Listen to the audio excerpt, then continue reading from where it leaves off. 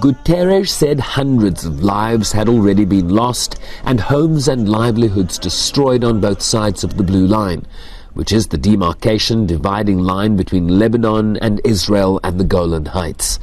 The UN interim force in Lebanon, established in 1978, monitors the demarcation in an effort to maintain peace across the region. There's time. It's never too late to stop a conflict. We're extremely worried about what we're seeing along the Blue Line. It is, even as things escalate, it is not too late for them to de-escalate.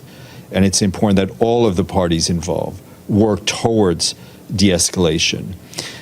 Again, we have seen civilians impacted by what is going on, whether it's deaths, but also the mass movements of people who've been forced from their homes in Lebanon, in Israel.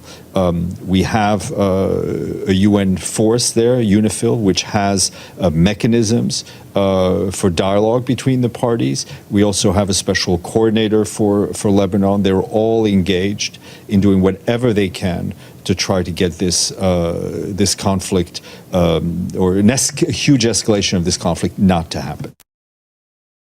The low-level conflict between Hezbollah and Israel, which has been fought parallel to the Gaza war, has intensified in recent days, exacerbating concerns of an escalation between two heavily armed adversaries, with Israel suggesting it was ready for stronger action in its northern regions.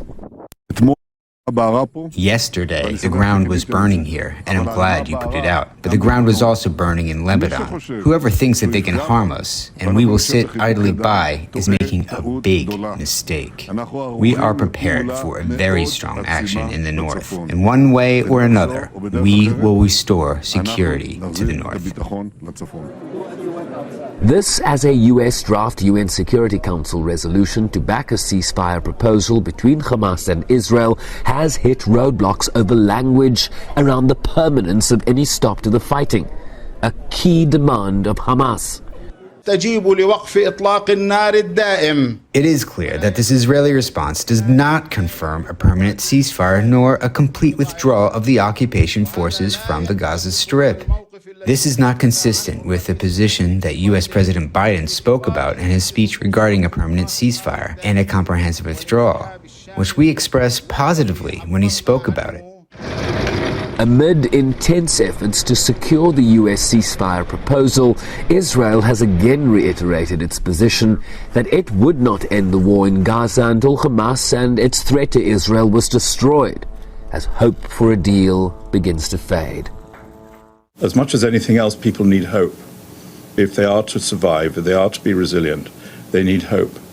And as I've referred today to the horizon of hope that's needed for the people of Gaza, and it's needed for the people of Palestine, that's why that discussion that you were asking questions about the future and future arrangements, is so vitally important. It's so important for the welfare of people today that they know what may happen tomorrow.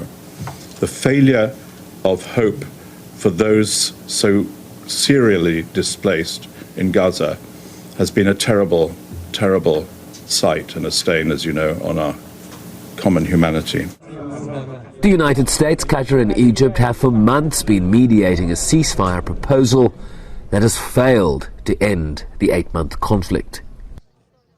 Sherwin Bryce-Pease, SABC News, New York.